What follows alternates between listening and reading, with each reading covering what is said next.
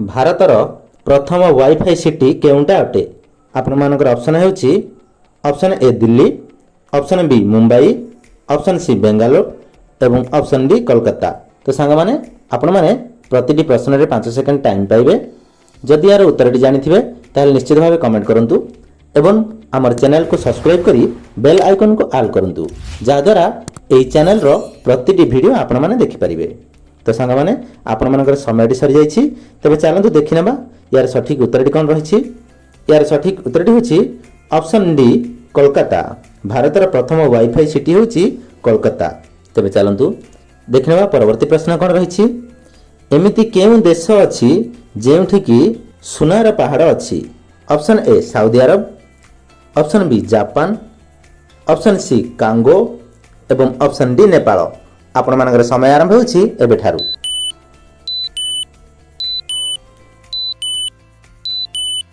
ତ ସାଙ୍ଗମାନେ ଆପଣମାନଙ୍କର ସମୟଟି ସରିଯାଇଛି, ତେବେ ଚାଲନ୍ତୁ ଦେଖିନେବା ୟାର ସଠିକ୍ ଉତ୍ତରଟି କ'ଣ ରହିଛି। ୟାର ସଠିକ୍ ଉତ୍ତରଟି ହେଉଛି ଅପସନ୍ ସି କାଙ୍ଗୋ। କାଙ୍ଗୋ ଦେଶରେ ସୁନାର ଅଭାବ ନଥାଏ। ତେବେ ଚାଲନ୍ତୁ ଦେଖିନେବା ପରବର୍ତ୍ତୀ ପ୍ରଶ୍ନ କ'ଣ ରହିଛି। ରକ୍ତକୁ ଶୁଦ୍ଧ କରୁଥିବା ଅଙ୍ଗ କେଉଁଟା ଅଟେ? ଆମ ଶରୀରର ରକ୍ତକୁ ଶୁଦ୍ଧ କରୁଥିବା ଅଙ୍ଗ କେଉଁଟା ଅଟେ? Option A liver, option B ଫୁସଫୁସ୍, ଅପସନ୍ ସି ହାର୍ଟ ଏବଂ ଅପସନ୍ ଡି କିଡନୀ।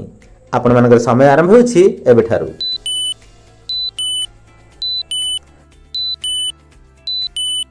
ତ ସାଙ୍ଗମାନେ ଆପଣମାନଙ୍କର ସମୟଟି ସରିଯାଇଛି, ତେବେ ଚାଲନ୍ତୁ ଦେଖିନେବା ୟାର ସଠିକ୍ ଉତ୍ତରଟି କ'ଣ ରହିଛି।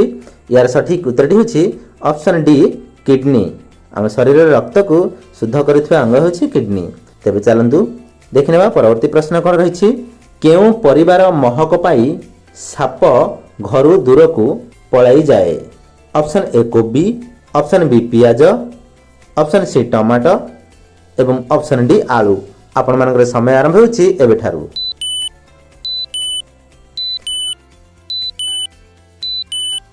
ତ ସାଙ୍ଗମାନେ ଆପଣମାନଙ୍କର ସମୟଟି ସରିଯାଇଛି, ତେବେ ଚାଲନ୍ତୁ ଦେଖିନେବା ୟାର ସଠିକ୍ ଉତ୍ତରଟି କ'ଣ ରହିଛି।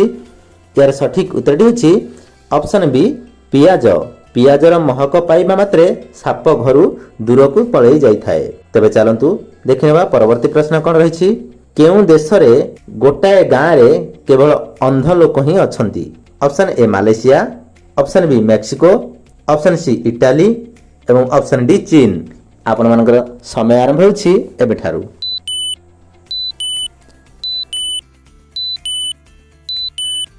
ତ ସାଙ୍ଗମାନେ ଆପଣମାନଙ୍କର ସମୟଟି ସରିଯାଇଛି, ତେବେ ଚାଲନ୍ତୁ ଦେଖିନେବା ୟାର ସଠିକ୍ ଉତ୍ତରଟି କ'ଣ ରହିଛି। ୟାର ସଠିକ୍ ଉତ୍ତରଟି ହେଉଛି ଅପସନ୍ ବି ମେକ୍ସିକୋ। ମେକ୍ସିକୋ ଦେଶର ଗୋଟାଏ ଗାଁରେ କେବଳ ଅନ୍ଧ ଲୋକ ହିଁ ଅଛନ୍ତି। ତେବେ ଚାଲନ୍ତୁ ଦେଖିନେବା ପରବର୍ତ୍ତୀ ପ୍ରଶ୍ନ କ'ଣ ରହିଛି।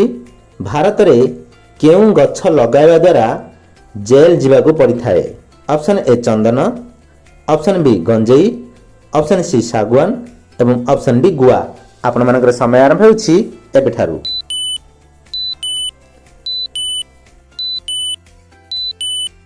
ତ ସାଙ୍ଗମାନେ ଆପଣମାନଙ୍କର ସମୟଟି ସରିଯାଇଛି, ତେବେ ଚାଲନ୍ତୁ ଦେଖିନେବା ୟାର ସଠିକ୍ ଉତ୍ତରଟି କ'ଣ ରହିଛି। ୟାର ସଠିକ୍ ଉତ୍ତରଟି ହେଉଛି ଅପସନ୍ ବି ଗଞ୍ଜେଇ। ଭାରତରେ ଗଞ୍ଜେଇ ଗଛ ଲଗାଇବା ଦ୍ୱାରା ଜେଲ୍ ଯିବାକୁ ପଡ଼ିଥାଏ। ତେବେ ଚାଲନ୍ତୁ ଦେଖିନେବା ପରବର୍ତ୍ତୀ ପ୍ରଶ୍ନ କ'ଣ ରହିଛି। ଏମିତି କେଉଁ ପ୍ରାଣୀ ଅଛି ସେ ମଣିଷକୁ କାମୁଡ଼ିବା ପରେ ନିଜେ ମରିଯାଇଥାଏ? ଅପସନ୍ ଏ ସାପ, ଅପସନ୍ ବି ବିଛା, ଅପସନ୍ ସି ଝିଟିପିଟି ଏବଂ ଅପସନ୍ ଡି ମହୁମାଛି। ଆପଣମାନଙ୍କର ସମୟ ଆରମ୍ଭ ହେଉଛି ଏବେଠାରୁ।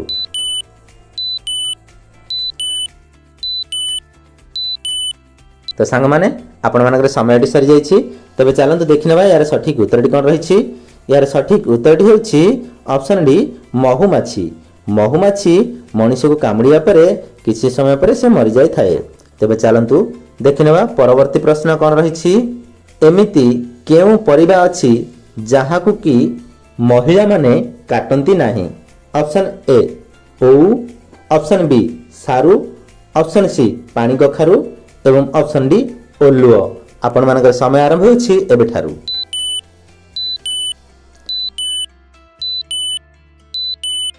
ତ ସାଙ୍ଗମାନେ ଆପଣମାନଙ୍କର ସମୟଟି ସରିଯାଇଛି, ତେବେ ଚାଲନ୍ତୁ ଦେଖିନେବା ୟାର ସଠିକ୍ ଉତ୍ତରଟି କ'ଣ ରହିଛି। ୟାର ସଠିକ୍ ଉତ୍ତରଟି ହେଉଛି ଅପସନ୍ ସି ପାଣି କଖାରୁ। ପାଣି କଖାରୁକୁ ଆମର ମହିଳାମାନେ କାଟନ୍ତି ନାହିଁ। ତେବେ ଚାଲନ୍ତୁ ଦେଖିନେବା ପରବର୍ତ୍ତୀ ପ୍ରଶ୍ନ କ'ଣ ରହିଛି। ସୌରମଣ୍ଡଳର ମୁଖିଆ ଏଥିମଧ୍ୟରୁ କିଏ ଅଟେ? ଅପସନ୍ ଏ ପୃଥିବୀ, ଅପସନ୍ ବି ଚନ୍ଦ୍ରମା, ଅପସନ୍ ସି ସୂର୍ଯ୍ୟ ଏବଂ ଅପସନ୍ ଡି ଆକାଶ। ଆପଣମାନଙ୍କର ସମୟ ଆରମ୍ଭ ହେଉଛି ଏବେଠାରୁ।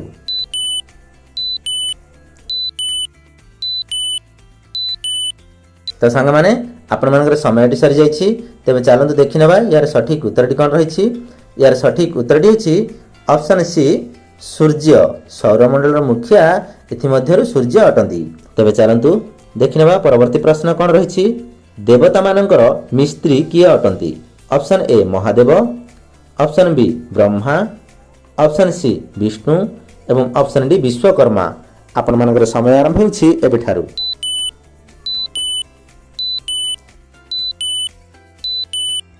ତ ସାଙ୍ଗମାନେ ଆପଣମାନଙ୍କର ସମୟଟି ସରିଯାଇଛି। ତେବେ ଚାଲନ୍ତୁ ଦେଖିନେବା ୟାର ସଠିକ୍ ଉତ୍ତରଟି କ'ଣ ରହିଛି। ୟାର ସଠିକ୍ ଉତ୍ତରଟି ହେଉଛି ଅପସନ୍ ଡି ବିଶ୍ୱକର୍ମା। ବିଶ୍ୱକର୍ମା ହେଉଛନ୍ତି ଦେବତାମାନଙ୍କର ମିସ୍ତ୍ରୀ। ତେବେ ଚାଲନ୍ତୁ ଦେଖିନେବା ପରବର୍ତ୍ତୀ ପ୍ରଶ୍ନ କ'ଣ ରହିଛି। ଆଧାର କାର୍ଡ଼ ସର୍ବପ୍ରଥମେ ଭାରତର କେଉଁଠି ତିଆରି ହୋଇଥିଲା?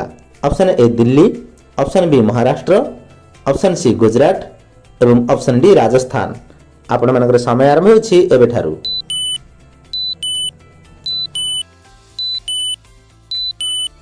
ତ ସାଙ୍ଗମାନେ ଆପଣମାନଙ୍କର ସମୟଟି ସରିଯାଇଛି। ତେବେ ଚାଲନ୍ତୁ ଦେଖିନେବା ୟାର ସଠିକ୍ ଉତ୍ତରଟି କ'ଣ ରହିଛି। ୟାର ସଠିକ୍ ଉତ୍ତରଟି ହେଉଛି ଅପସନ୍ ବି ମହାରାଷ୍ଟ୍ର। ଆଧାର କାର୍ଡ଼ ସର୍ବପ୍ରଥମେ ଭାରତର ମହାରାଷ୍ଟ୍ରରେ ହିଁ ତିଆରି ହୋଇଥିଲା। ତେବେ ଚାଲନ୍ତୁ ଦେଖିନେବା ପରବର୍ତ୍ତୀ ପ୍ରଶ୍ନ କ'ଣ ରହିଛି। କେଉଁ ଫୁଲ 12 ବର୍ଷ ପରେ ଫୁଟିଥାଏ? ଅପସନ୍ ଏ ନାଗପୁଷ୍ପ, ଅପସନ୍ ବି ନୀଳକୁରୁଞ୍ଜି, ଅପସନ୍ ସି ପଦ୍ମ ଏବଂ ଅପସନ୍ ଡି ଗଇସ। ଆପଣମାନଙ୍କର ସମୟ ଆରମ୍ଭ ହେଉଛି ଏବେଠାରୁ।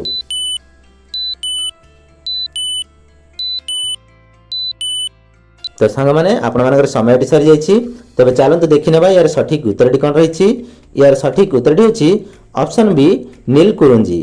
ନୀଲକୁରୁଞ୍ଜି ଫୁଲ 12 ବର୍ଷ ପରେ ଫୁଟିଥାଏ। ତେବେ ଚାଲନ୍ତୁ ଦେଖିନେବା ପରବର୍ତ୍ତୀ ପ୍ରଶ୍ନ କ'ଣ ରହିଛି। ଚନ୍ଦ୍ରପୃଷ୍ଠରେ ଜଣେ ବ୍ୟକ୍ତିଙ୍କର ଓଜନ ଉପରେ କ'ଣ ପ୍ରଭାବ ପଡ଼ିଥାଏ? ଅପସନ୍ ଏ ବୃଦ୍ଧି ପାଏ, ଅପସନ୍ ବି ହ୍ରାସ ପାଏ, ଅପସନ୍ ସି ସମାନ ଥାଏ, ଅପସନ୍ ଡି ଏଥିମଧ୍ୟରୁ କିଛି ବି ନୁହେଁ। ତ ଆପଣମାନଙ୍କର ସମୟ ଆରମ୍ଭ ହେଉଛି ଏବେଠାରୁ।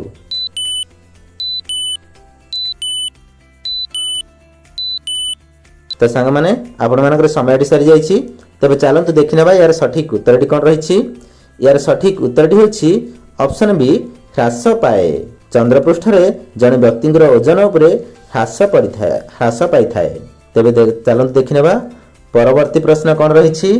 ଭାରତର ଲୋକମାନେ ସବୁଠାରୁ ଅଧିକ କେଉଁ ପରିବାକୁ ଖାଇଥାନ୍ତି? ଅପସନ୍ ଏ ସାରୁ, ଅପସନ୍ ବି ଆଳୁ, ଅପସନ୍ ସି କଖାରୁ ଏବଂ ଅପସନ୍ ଡି ଗାଜର।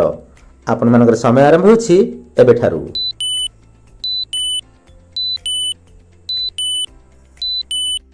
ତ ସାଙ୍ଗମାନେ ଆପଣମାନଙ୍କର ସମୟଟି ସରିଯାଇଛି। ତେବେ ଚାଲନ୍ତୁ ଦେଖିନେବା ୟାର ସଠିକ୍ ଉତ୍ତରଟି କ'ଣ ରହିଛି। ୟାର ସଠିକ୍ ଉତ୍ତରଟି ହେଉଛି ଅପସନ୍ ବି ଆଳୁ। ଭାରତର ଲୋକମାନେ ସବୁଠାରୁ ଅଧିକ ଆଳୁ ଖାଇଥାନ୍ତି। ତେବେ ଚାଲନ୍ତୁ ଦେଖିନେବା ଆଜିର ଶେଷ ପ୍ରଶ୍ନ କ'ଣ ରହିଛି। ଓଡ଼ିଶାର ପ୍ରଥମ ଓକିଲ କିଏ ଅଟନ୍ତି? Option A Harekrushna Mahatab, option B Biju Patnaik, option C Madhusudan Das ଏବଂ ଅପସନ୍ ଡି ରବୀନ୍ଦ୍ରନାଥ ଠାକୁର। ତ ସାଙ୍ଗମାନେ ଏହି ପ୍ରଶ୍ନର ଉତ୍ତରଟି ଆପଣମାନଙ୍କ ପାଇଁ ରହିଲା। ଏହି ପ୍ରଶ୍ନର ଉତ୍ତର ଆପଣମାନେ ନିଶ୍ଚିତ ଭାବେ ଆମକୁ କମେଣ୍ଟ କରି ଜଣାଇବେ ଏବଂ ଆପଣମାନେ କେଉଁ ଜିଲ୍ଲାରୁ ଭିଡ଼ିଓଟି ଦେଖୁଛନ୍ତି ଆମକୁ କମେଣ୍ଟ କରି ନିଶ୍ଚିତ ଭାବରେ ଜଣାଇବେ। ସାଙ୍ଗମାନେ ଯଦି ଭିଡ଼ିଓଟି ଦେଖିବା ପାଇଁ ଭଲ ଲାଗିଥାଏ ତାହେଲେ ଚ୍ୟାନେଲକୁ ସବସ୍କ୍ରାଇବ୍ କରି ବେଲ୍ ଆଇକନ୍କୁ ପ୍ରେସ୍ କରିଦିଅନ୍ତୁ, ଯେଉଁଥିପାଇଁ କି ଆପଣମାନେ ଆମର ପ୍ରତିଟି ଭିଡ଼ିଓ ଦେଖିପାରିବେ। ରହୁଛି ସାଙ୍ଗମାନେ, ପୁଣି ଦେଖା ହେବା ଆଉ ଏକ ଭିଡ଼ିଓରେ।